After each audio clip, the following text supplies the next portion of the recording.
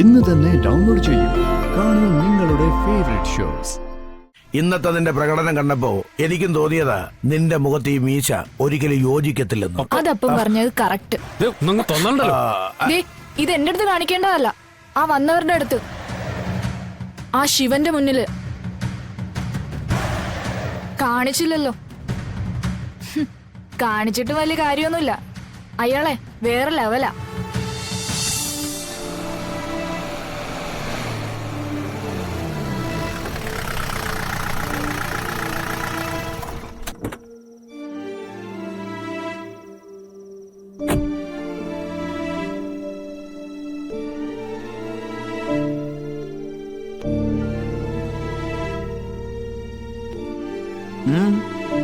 എന്താ നീ ഇങ്ങനെ ഇരിക്കുന്നേ?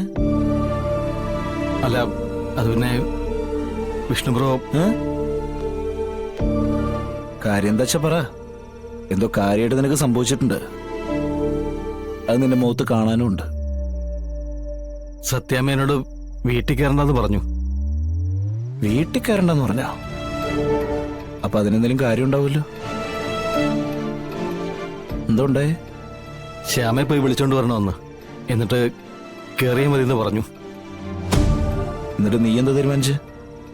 വിഷ്ണു ബ്രോ, അവളെ ഞാൻ പോയി വിളിച്ചതാ. അപ്പോ അവളോട് ഞാൻ മാപ്പ് പറയണം. എല്ലാവരുടെ മുന്നിൽ വെച്ച് കാല് പിടിക്കണം. അഹങ്കാരമാണ്. അത്രയും അഹങ്കാരം കൊണ്ട് അവൾ ഇവിടേക്ക് വന്നാ ഇവിടെയുള്ളവരെ അവള് ബുദ്ധിമുട്ടിക്കല്ലേ ഉള്ളൂ. നമ്മളെല്ലാവരും അവളുടെ മുന്നിൽ മുട്ടുകുത്തണമെന്ന് ബ്രോ ആഗ്രഹിക്കുന്നുണ്ടെങ്കിൽ ഞാൻ പോയി വിളിച്ചോണ്ട് വരാം. എന്റെ അഭിമാനം സമ്മതിക്കുന്നില്ല. എങ്കിലും ബ്രോയും കൂടെ പറയുകയാണെങ്കിൽ ഞാൻ പോയി വിളിക്കാം. വേണ്ട, നിനക്ക് ശരിയെന്ന് തോന്നുന്നേ നീ ചെയ്യാവൂ. ആരെങ്കിലും പറയുന്ന കേട്ട് ജീവിക്കേണ്ടതല്ല ഈ ജീവിതം. അത് അവനവന്റെ തീരുമാനത്തിൽ മുന്നോട്ട് പോയാലേ ശാശ്വതാവുള്ളൂ.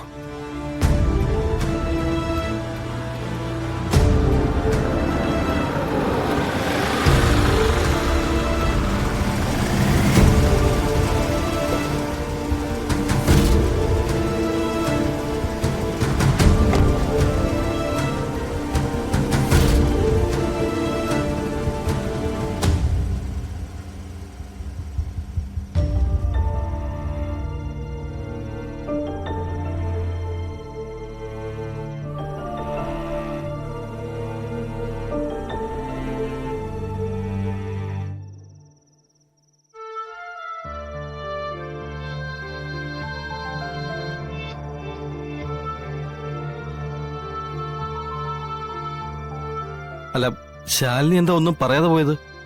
ഏയ്, കളക്ടറല്ലേടാ, ടെൻഷൻ ഒരുപാട് കാണും. ജോലി വരും ചുമന്നുണ്ടായിരിക്കുമല്ലോ ഇപ്പൊ കേറി വന്നിരിക്കുന്നേ. ആ, അത് പോട്ടെ. എനിക്ക് പറയാനുള്ളത് ഇപ്പൊ ഇത്രയേ ഉള്ളൂ. എടാ, നീ ഇങ്ങനെ നടയിലിരിക്കേണ്ട ആളല്ല. ഒരാൾക്ക് മുന്നിൽ മുട്ടുമടക്കി നിൽക്കേണ്ട അവസ്ഥയും വന്നിട്ടില്ല. എടാ, അത് മാത്രമല്ല, നിന്നെ ഇങ്ങനെ പുറത്തിരുത്തിയിട്ട് ആരും അകത്തിരുന്ന് ആഹാരം കഴിക്കൂല. നീ വന്നേ, വാ. അതല്ല ബ്രോ, നീ വന്നേ. സത്യമ്മ അത്രയും ദേഷ്യപ്പെട്ടാ പറഞ്ഞിരിക്കുന്നത്. എടാ, അത് നിന്റെ ജീവിതം തകരാതിരിക്കാൻ വേണ്ടി അമ്മ സങ്കടം കൊണ്ട് പറഞ്ഞതാ. അവൾ ഒരു തരത്തിൽ അടുക്കാൻ തയ്യാറാവുന്നില്ലെങ്കിൽ പിന്നെ നമ്മൾ എന്താ ചെയ്യാ? എടാ, ഭൂമിയുള്ള ഒരു മനുഷ്യന് താഴാൻ പറ്റും, പിന്നെയും ചവിട്ടിയാ നമ്മൾ എന്താ ചെയ്യാ? അതാണ് ഇപ്പൊ നിന്റെ അവസ്ഥ എന്ന് ഞാൻ അമ്മോട് പറഞ്ഞ് മനസ്സിലാക്കിയോളാം. നീ ധൈര്യമായിട്ട് വന്നേ, വെറുതെ ടെൻഷൻ അടിക്കരുത്. വാ, നമുക്ക് ഭക്ഷണം കഴിക്കാം, വാ.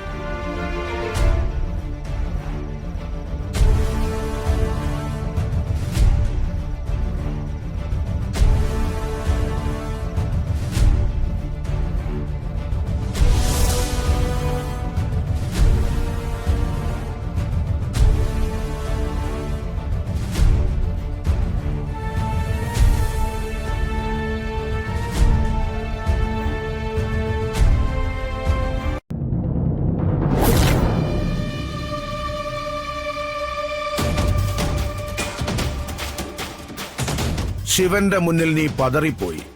സത്യം തന്നെ.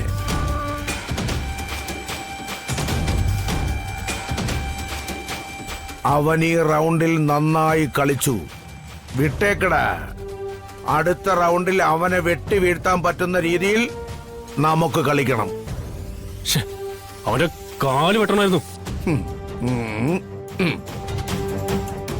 എടാ മോനെ, നീണ്ടു നിവർന്നു കിടക്കുന്ന പുഞ്ചപ്പാടം കൊയ്യാൻ ഇഷ്ടം പോലെ പണിക്കാരെ കിട്ടുമ്പോ ഞാറ് നടാനും കളപറിക്കാനും എന്തിനാടാ മോനെ മുതലാളിമാര് തുനിഞ്ഞിറങ്ങുന്നത്?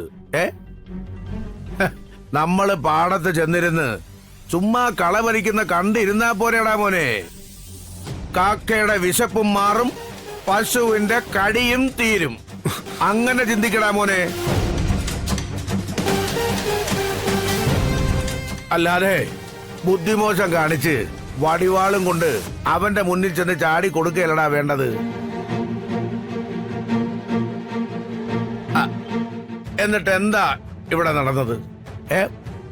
നിന്റെ കൈ വിറച്ചു, നിന്റെ നെഞ്ചു പിടച്ചു, കണക്കുകൂട്ടലുകളെല്ലാം തെറ്റി. അത് മനസ്സിലാക്കി അവൻ കളിച്ചു. ആയുധം കയ്യിൽ നിന്ന് പോകുന്നത് യോദ്ധാവിന്റെ പരാജയമല്ല, മരണം തന്നെയാണ്. നമ്മളെക്കാൾ നമ്മുടെ ശത്രു ഒരു പടി മുന്നിലാണെന്ന് തോന്നുമ്പോ അപ്പ വിട്ടേക്കണം. അവിടെ പിന്നെ മസിൽ പവറിനല്ല സ്ഥാനം, മനസ്സിന്റെ പവറിന്. അങ്ങനെ ചിന്തിക്കണമായിരുന്നു നീ. പക്ഷേ നീ ചിന്തിച്ചില്ലല്ലോ. എടാ, ശിവൻ കളിക്കാൻ അറിയാവുന്നവനാ. അവന്റെ അച്ഛൻ അതിനേക്കാൾ തന്റെ ഇടമുള്ളവനാ.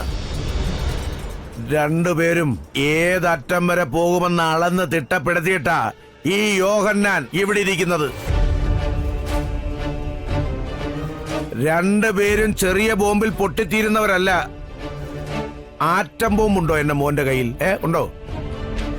ആറ്റം ബോംബ് അതിലേ ഒടുങ്ങുമെന്ന് വാശി പിടിച്ചിരിക്കുന്നവരുടെ അടുത്തേക്ക് പൊട്ടാസ് പടക്കവും കൊണ്ട് പോകരുതടാ.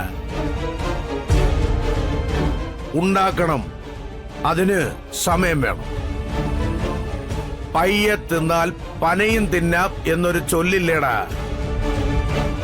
മാണിക്കോത്ത കുടുംബത്തിന്റെ ശിഖരം വെട്ടാനല്ല നമ്മൾ തയ്യാറെടുക്കേണ്ടത്, വേരോടെ മാന്താന.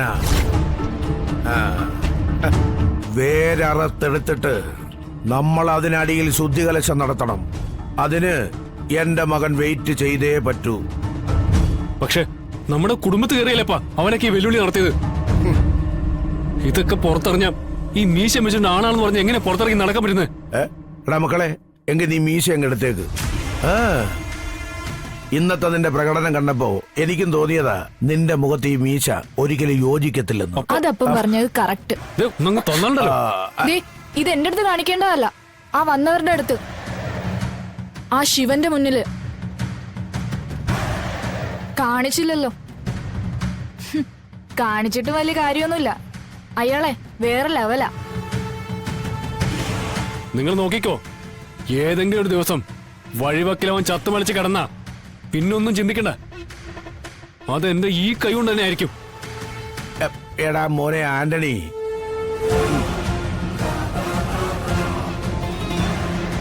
എടാ നീ എന്റെ മകൻ തന്നെയാണോടാ? അപ്പ